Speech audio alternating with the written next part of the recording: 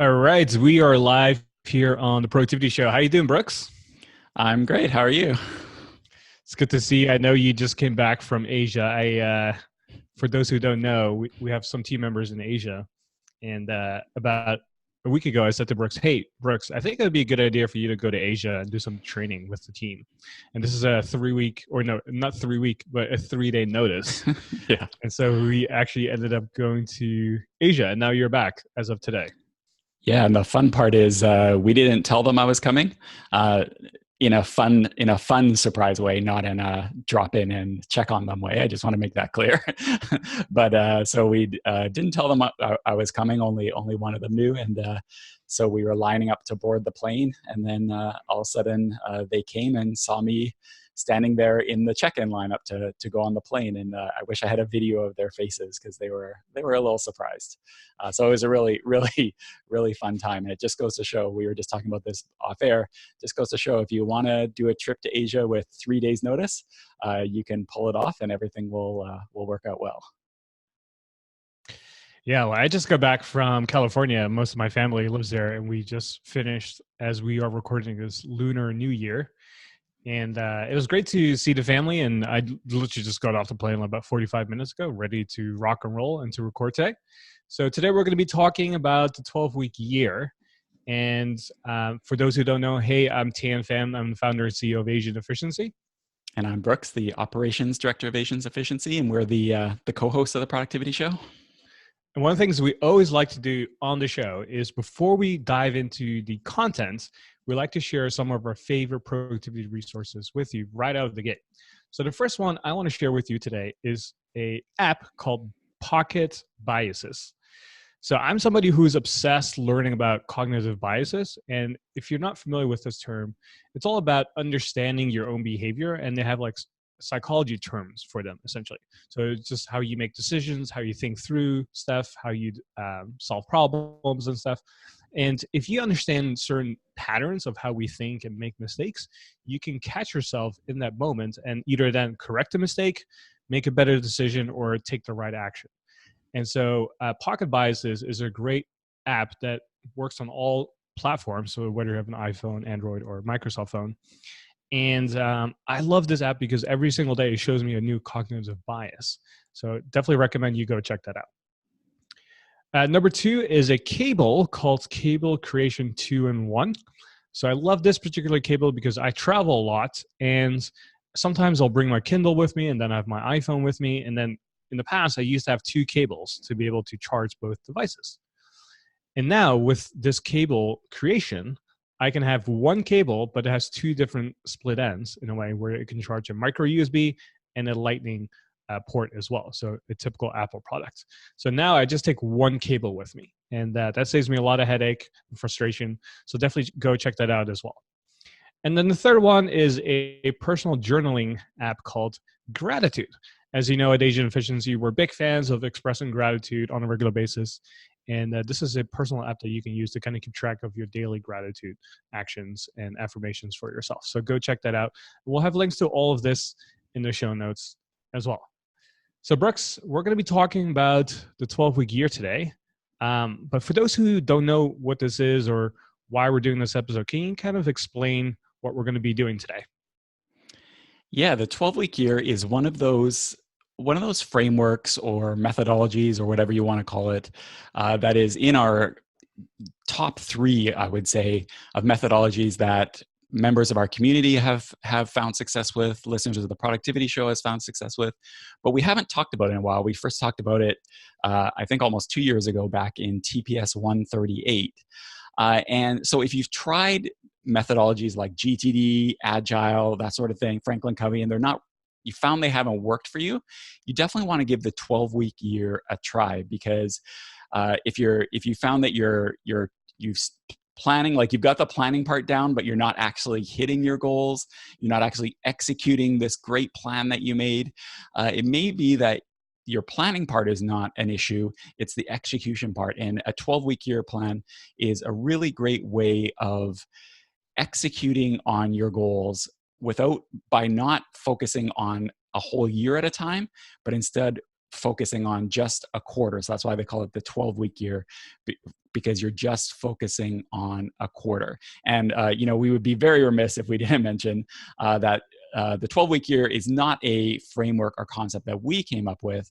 It's actually from a book called The 12-Week Year, and we will have a link to that in the show notes so that you can go check it out. Yep. And we also have a course on this particular methodology as well. So if you join the dojo, you will have access to our 12-week year course. And we're going to show you how to actually implement this methodology based on some of the tweaks that we've made internally as well to increase your success rate. So if you're already familiar with this framework, but you have trouble implementing it or you're not having great success with it so far, go check that out. You can just go to theproductivityshow.com/dojo and check out that course as part of your membership.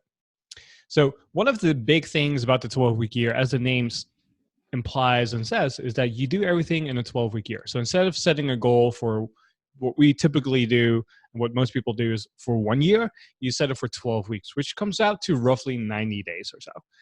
And if you've been studying productivity for a while, you probably have seen similar names out there, like 90-day year planning, 12-week year stuff. And the big idea behind it is that the more sense of urgency you have, the more likely you actually accomplish things, right? And especially if you plan something in a shorter time frame, there's just that sense of urgency, that deadline that you set for yourself that makes you more likely to take action and actually propel yourself forward, right? And a really simple example of this, if you set a deadline for yourself, or your boss or someone higher up says, hey, I need to have you get this particular task done by tomorrow or by Friday, chances are you're going to do it more likely and faster and by a certain time than when someone says, hey, Brooks, I need you to do this whenever you want to, right? Or at least within the next six months or so. And then oftentimes what happens, we'll procrastinate for the first 4 months, or we'll just totally forget about it. 30 days out, we go, oh yeah, I should probably start doing that thing that I was told to do. And then 2 days in, or 2 days before the deadline, you go, oh wait, I have to get this done. And then you start to pull an all-nighter, or you have to take work home with you, that kind of stuff, right? So we want to prevent all of that from happening. And that's, I think, is where the 12-week year is so powerful. But it comes down to a couple simple steps. And Brooks, can you walk us through what those steps are as part of the 12-week year? Yeah, and the reason we like the 12-week year and we recommend it a lot to people who are having trouble executing their goals is it kind of has it all in this one system. So you start with a vision. So you think about, why is it that you want to do what you do, and that's the most important part, is to start with your vision of what is actually what is the big picture, what are you looking to do. Then, like you said, you focus. So you focus on those 12 weeks. You're purely focus on execution during the 12-week period. You don't worry about what's coming after that. You make sure your main focus is on those things that are in your 12-week. You limit it to 2 or 3 goals. You don't want to do a bunch of different things. You just limit it to just a few goals that are really, really important to you and you want to take action on. Even if they're not technically urgent, you're making them urgent by focusing in your 12 weeks. And then you're keeping score. So you're checking to see, are you actually doing the things that you're supposed to be doing, and how is it working out? How are you making progress towards your goal? It's not just, thinking to yourself, oh yeah, I think I did an okay job. No, you're actually scoring and tracking how it's going. And then finally, you're leveraging accountability. So you're getting others involved. You are making sure that you're accountable for completing your 12-week year goals. And so you bring all that together. And again, like Tom mentioned, we go through this in great detail with a lot of tools and helpers in that dojo course. It's called the AE way to implement the 12-week year. You bring all those together, and as long as you kind of keep going with the tracking and the scoring, you'll be surprised at what you can accomplish. So in this episode, we have 5 tips to help you out today for implementing the 12-week year. So even if you've never implemented this framework, but you're interested in achieving your goals and making sure that you're actually executing, you're going to get as much out of this episode as somebody who is already implementing this but is not having a lot of success. So there's going to be a lot of insights and tips that you can use. And even if you don't plan on using the 12-week year, you're still going to learn a lot of different tips that you can apply to your own personal productivity system. So let's dive into the first one. And the first tip that we have for everybody is to focus on fewer goals. One of the things that we always see people struggle with, and we've done this meticulously many times as well, is that you start the year, you get really excited, and you have a lot of things that you want to accomplish, and all of a sudden you say to yourself, you know what, I want to accomplish these 10 different things this year. Right? You want to travel to this place, you want to save X amount of money, you want to get this project done, you want to launch your business, you want to write a book, and on and on and on, right? And most of us are very excited about that idea and having that quote unquote vision. And I say that between air bracket quotes because it's not really a vision, but that's what most people think is a vision. And we'll talk a little bit about it later. But the whole idea is that we get really excited. We have a lot of goals, but oftentimes the more goals we have, the lower chance of success we have at accomplishing them. So to say that another way, the fewer goals that you have, the more likely you will succeed at accomplishing those goals. So the first tip is to make sure that you focus on just 1, 2, 3 at most goals and just focus on executing on those and forget about everything else. And this is going to be really challenging for a lot of people because you might say, oh yeah, well, I want to do these 5 things. They're equally important, or these 7 different things. I have to get them done this year. And I totally get that, right? And it feels strange. It feels counterintuitive to focus on fewer things. But based on our experience and the people that we've helped over the years, the tens of thousands of people that we impacted through the blog and the podcast every year, we've seen this over and over and over again. The fewer goals that you have, the more likely you will succeed. Yeah, and this is something that Nate, who's a dojo member, has said too. He said, don't try to do everything or even half of everything. Just really break it down. He says the biggest mistake he made, and I bet this is the biggest mistake that everybody makes who tries the 12-week year, is to try to cram too much into that 12 weeks. Because like you said, you think to yourself, it's easy for us to say, only focus on 2 or 3 things, but it's a lot harder like you said, it's a lot harder than you think. And this is what Nate has found. He tried to cram too much in, and this is what most of us do because everything seems important, but you have to kind of take a longer view by focusing just on those 2 or 3 things in this 12 weeks. That's going to mean that you are able to do other things in the next 12 weeks and the next 12 weeks. So if you take a longer view, you're going to get more done by sacrificing things in the short term. And one of the things that you and I have seen many times at Asian Efficiency too is we don't particularly use the 12-week year framework on the Asian Efficiency, like the company level, right? But we take a very similar approach. We plan on a quarterly basis. We follow this framework called scaling up.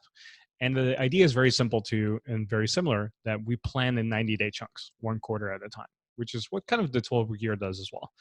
And we've learned through many quarters that if we try to accomplish 3 or more things, it just never happens. Our success rate just plummets. And it pretty much equals 0%. So, but if we focus on just one thing a quarter, like one big initiative, then our success rate is almost like 100%. And then if we go for 2, our success rate, I would say, is like 85, 90% or so, right? And so we've learned from just trying and experimenting that the fewer goals that you have, the more likely you actually accomplish them. This also applies on a personal level very much as well. And so when you are putting down your plan for the next 12 weeks or the next 90 days, you're going to run into this challenge of just picking 1 or 2 things to work on.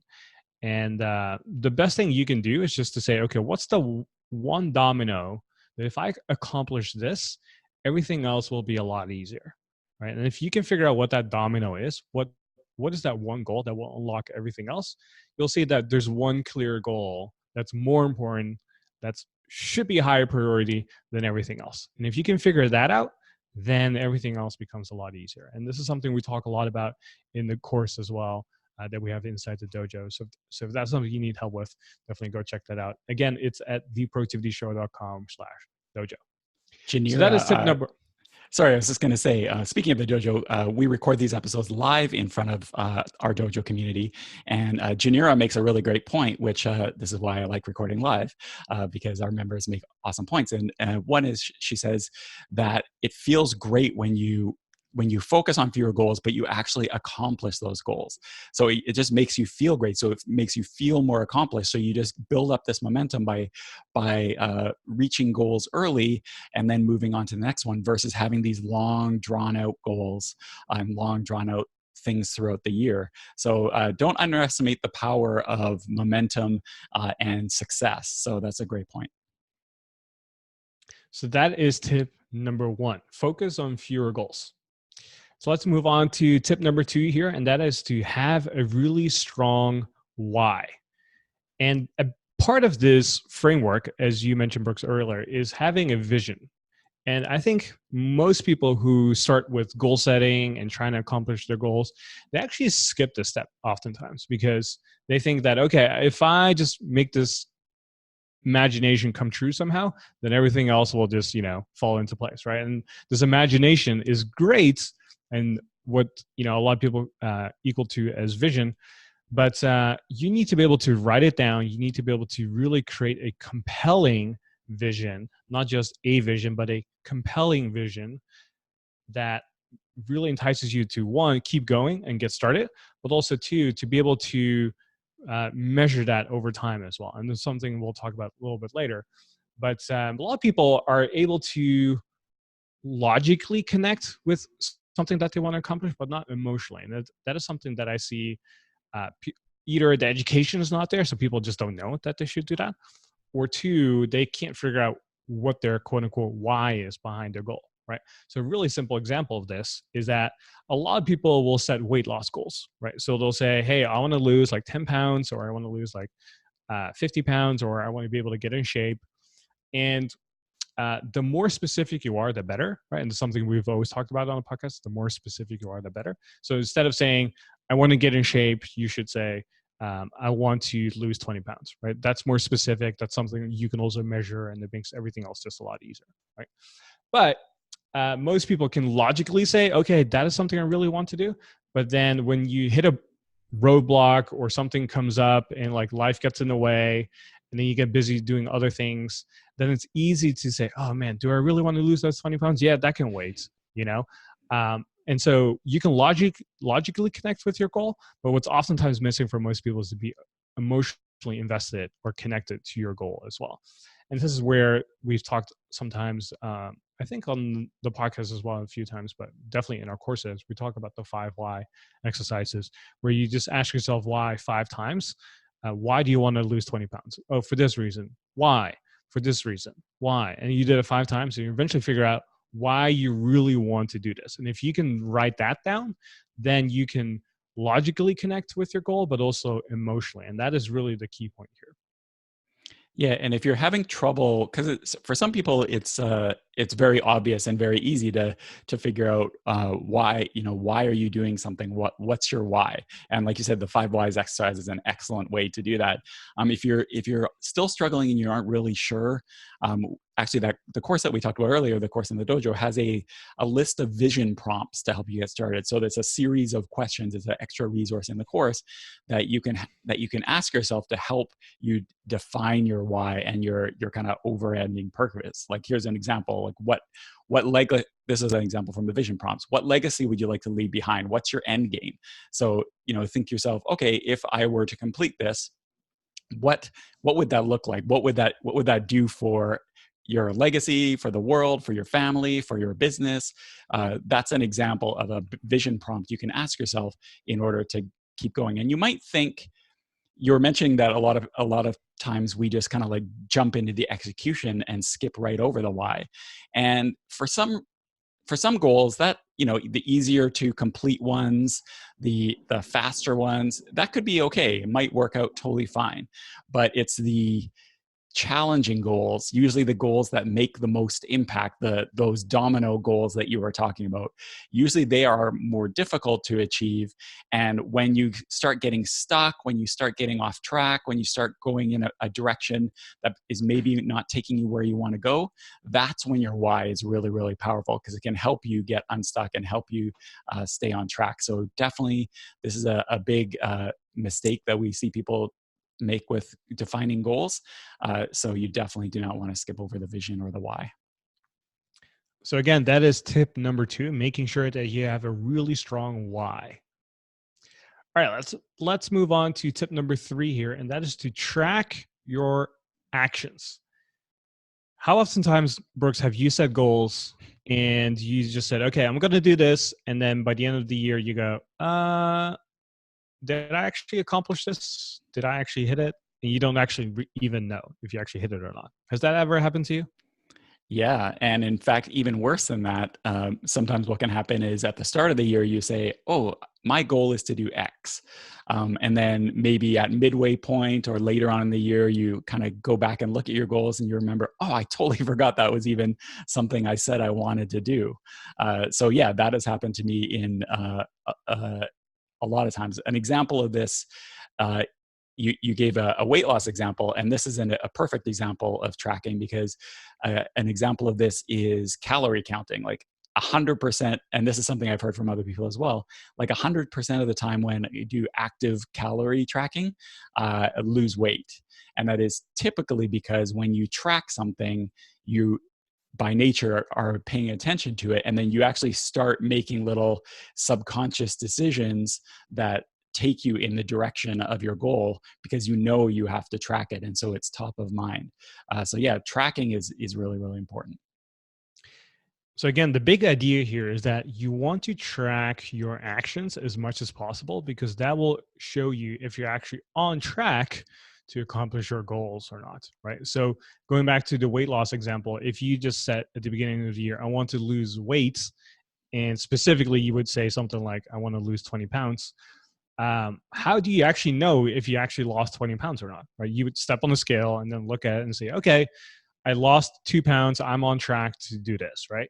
But if you never stepped on the scale and you just went about your living your life, and hopefully your best life, then you still wouldn't know if you're actually on track to hit your goal now, right? You might look, you look in the mirror and you say, oh, like, I think I'm on track. Or you might go the opposite route. You go, no, I've definitely gone the other way.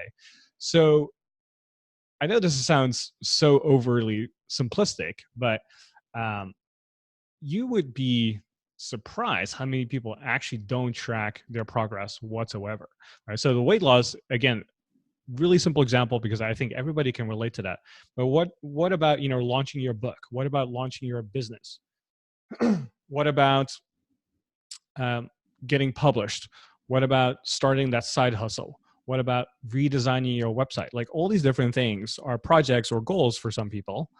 But then how do you actually measure that, right? And that is oftentimes the challenging part. Is if something is numerical, like weight loss, for example, that's kind of easy. But then there's projects where, oh man, like, how do you track whether you're on track to redesign your website and launch it in time, right? That might be a little bit more challenging. So then you have to get a little bit more creative on how you do that. We'll talk a little bit about measures in the next tip here. But everything can be measured. You just have to think through what you need to measure to do that.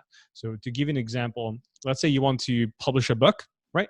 How would you measure in maybe 90 days if you can publish a book or not, right? So one way to do that would be say, well, if you spend, let's say, two hours a day purely writing, are you then closer to publishing your book? Chances are yes, right?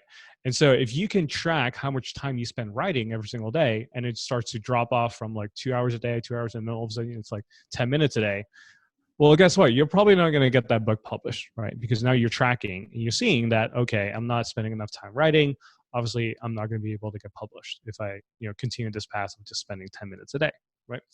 So everything that you do can be measured in some shape or form. You just have to get a little bit more creative depending on the outcome that you're looking for. And so it's the same thing with anything else. Whenever you're focused on tracking something, you're more likely to stay on track to accomplish your goals. So to give you another example, whenever I was like heavily focused on saving money, one of the things that I learned from people was to spend money purely in cash for a whole week. Because yeah, most people don't like budgeting. Most people don't like to create a Google spreadsheet or whatever and then say, oh yeah, I want to spend $250 on food every single month, $100 of groceries a week or whatever.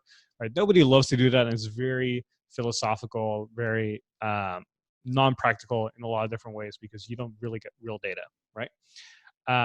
But if you force yourself to only spend cash, meaning bills, coins, and so on, every single day for a week, you start to see, whoa, there's so much money going out. And you're actually more mindful about how you spend your money now, right? And when we're swiping our credit cards or we're Venmoing people or whatever, then we're less focused on, it's less tangible almost, right? Because we're not really tracking stuff. It's like all over the place and it's like invisible in a way. Whereas if you make it front and center on top of mind where you actually see it and you're interacting with it as well, like spending money in cash, then you become more conscious about how you spend your money, right? So when I was doing this for a week, I realized, wow, I'm spending so much time on lunch and dinner and drinks. I'm spending so much money on frivolous stuff that I, wasn't even thinking about twice before, but now I am, because now I have to take out my wallet, pull out some bills, go, wow, I can't believe I spent like $5 on a coffee or something, right? Or actually tea, because I don't really drink coffee. But you get the idea, and you start to realize, wow, I'm spending all this money, and all this money is going out of my bank account in my pocket, and I never realized it, right? It's the same thing with your goals. If you're not really tracking stuff, you're just not on top of mind. It's not in front of center of your mind as well. So you just end up doing things that are really frivolous and don't end up to anything. Oh, I'm glad you brought up that example of tracking, paying attention to money and spending, because it reminded me of this book that I read back in, 2008 or something like that. And it's called Your Money or Your Life. And I think there's an updated version in the last couple of years, but I haven't read it. I've only read the original version. And it talks about that. It talks about spending, tracking your spending, paying attention. And one thing that it recommended, and this is what I started doing back then, and I've done every month since, so going on whatever it is, 12 years now, is charting out your assets, your liabilities, and your net worth. And so every month I kind of calculate the net worth. And one of the things the book said is, aside from what we've been talking about with tracking your spending, and just, when you track your spending, you start making better decisions just by the nature, but also being able to visually see your net worth and the impact that has over a long period of time. Is really, really powerful. And this is something I found as well, just seeing visually, once you've done it for a while, the impact on the things that you do, or the investments that you make or don't make, or the debt that you go into or don't go into. The impact that has over time is really, really motivating as well. So again, I haven't read the newer version of the book, but I recommend people. I'll drop a link to the book in the show notes, because it really talks about the power of tracking when it comes to money stuff. So again, that is tip number 3, is to make sure you track your actions. And that leads into tip number 4, kind of related to that. So that leads to tip number 4, and that is related to this, and that is called focusing on leading measures. So this is a kind of an eye-opening concept when you never heard of this idea before, but it's the whole idea that certain metrics are better to measure than others. And if you can focus on, quote unquote, what they call leading measures, then you can actually predict if you're on track to accomplish your goals or not, right? So a lot of times when we focus on goal setting, we think about outcomes. We think about what they call lag measures. And so if we focus on these metrics that don't actually give us an idea whether we are on track or not, it kind of gives us sometimes a false positive whether we can actually accomplish our goal, or it doesn't actually tell us anything at all, right? So to give an example, if we go back to the weight loss example, you might say, okay, I want to lose, let's just say 12 pounds in 1 year, right? So that's a really simple example. And you have to essentially lose 1 pound a month to make sure that you're going to be quote unquote hitting your goal, right? So that's an example of a lag measure. You lost 1 pound a month to get to 12 months, and then will lead into 12 pounds, right? And that is a lag measure. That is an outcome that has happened in the past, right? And how that 1 pound got lost, like, you know, it can be sheer manifestation. It could be like drinking less water. It could be fasting for a day. It could be whatever you did, right? The outcome was you lost a pound in a single month, right? And that is how oftentimes most people kind of like quote unquote measure their actions or their results, right? And that's how they can then predict, quote unquote, if they're actually going to hit their goal or not. And the 12-week year, that book actually talks about how actually that's not the right way to go about it. The better way to go about it is to focus on leading measurements. And leading measurements will lead to the results that oftentimes are quote unquote the lag measures that will eventually lead into, you know, the outcome that you're looking for. So going back to the example that I just mentioned, you know, the 1 pound a month, right? If that is something that you can measure and, you know, hit that target of, right? The leading measure would be something that leads into dropping 1 pound a month, right? So what are the things that can lead into dropping 1 pound a month? Those are the things you want to focus on, right? Because that is something you can influence and measure. Whether you lose 1 pound or not, it's not something you can really influence directly, because again, it happened in the past. But what we can do is focus on what we can do now that will lead to the 1 pound drop in weight. So to give you an example, if the lag measure is 1 pound of weight loss, leading measures, and this could be done a different way, would be to say, okay, if I work out 3 times a week, that will lead into 1 pound weight loss, right?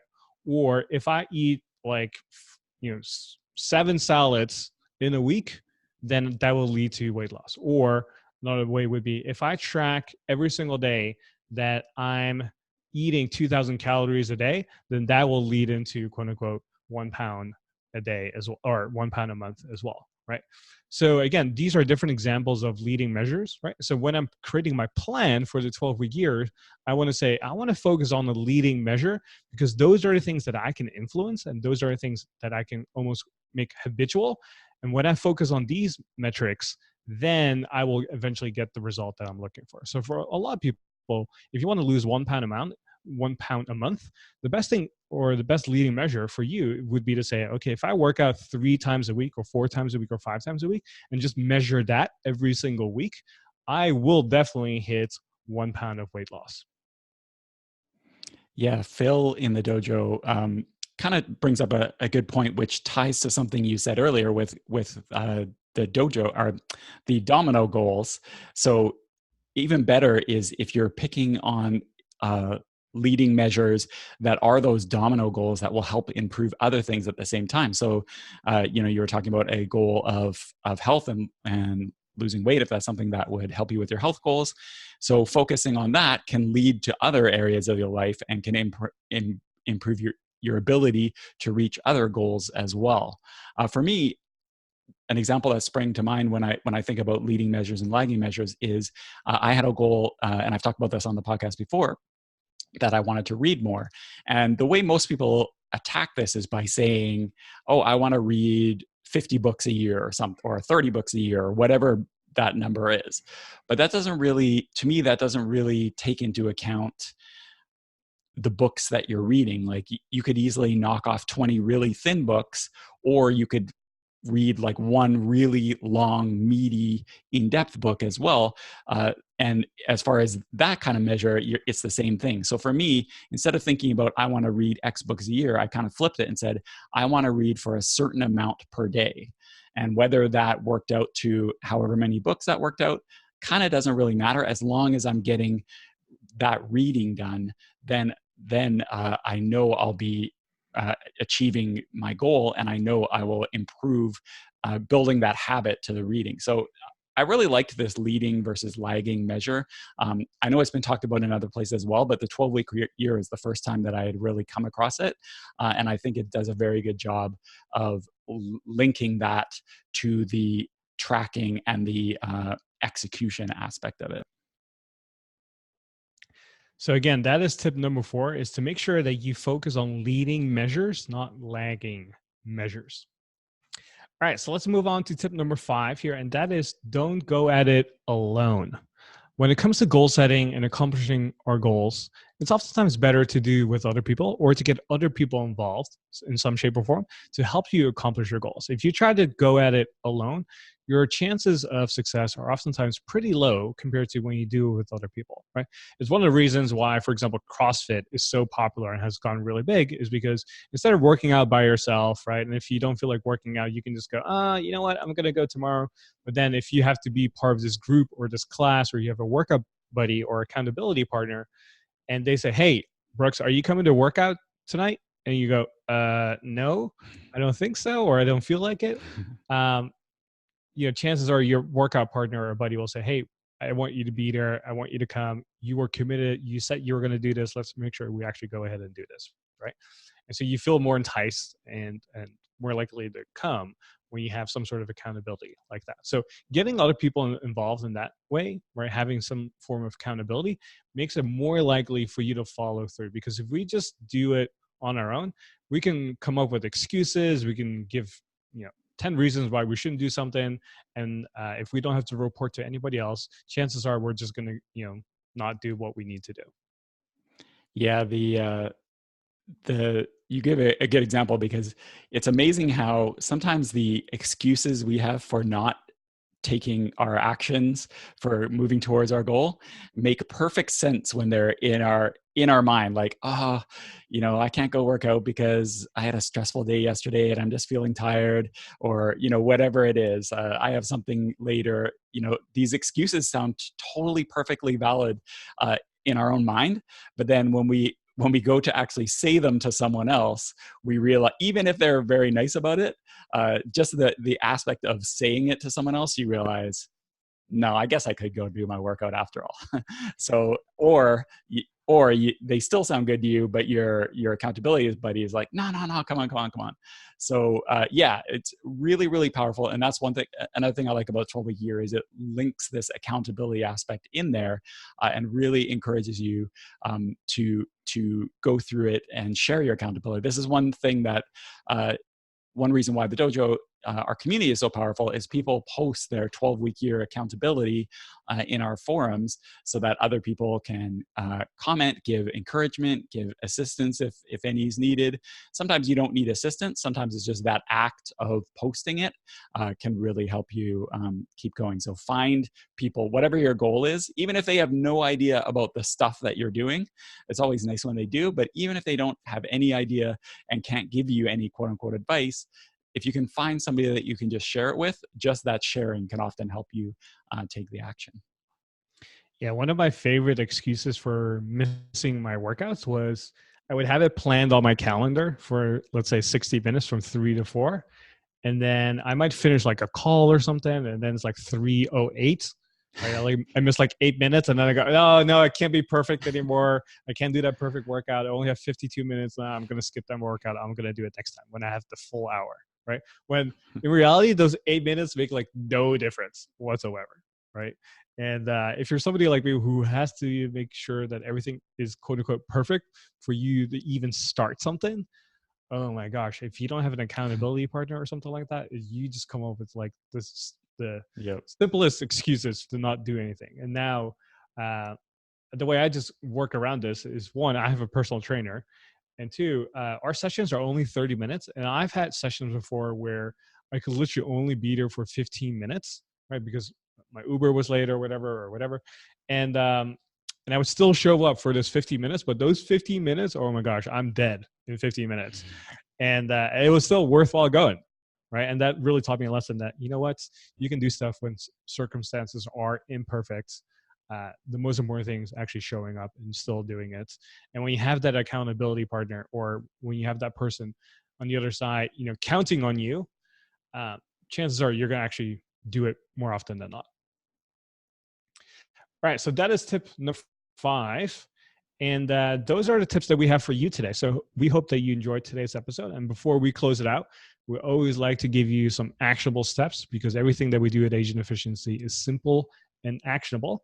So the things that we recommend that you do today, based on all the tips that we have here, is to create a compelling vision for your life. Again, you can start the 12-week year at any time. It doesn't have to line up perfectly with a certain calendar date or a certain quarter. You can literally start it whenever you want to, right? So the most important thing out of all the steps that we've outlined here today is to create a vision valley. The most important steps out of all of these is to create a compelling vision for your life. And we're giving you some prompts inside the dojo course that we have about the 12-week year. We create more prompts for you to use as well. So you can just write it down, follow a bunch of prompts, and we make it really simple for you to follow through and make sure that you create a compelling vision for your life. Because again, this is the mistake that we see most people make, is that they just skip this part of the process and just go straight into the actual tactics and doing stuff. But like you said, Brooks, if you miss this part, it becomes so much more challenging and difficult to accomplish those big goals that we have for ourselves. So definitely go create a compelling vision for yourself out there. And again, you can check out the course inside the dojo at theproductivityshow.com/dojo for just $1 for your first month. And if you loved this episode, you can also find links to everything that we share in the show notes today by going to theproductivityshow.com/288. Thank you, Brooks, for being on the show today. And it's good to have you back.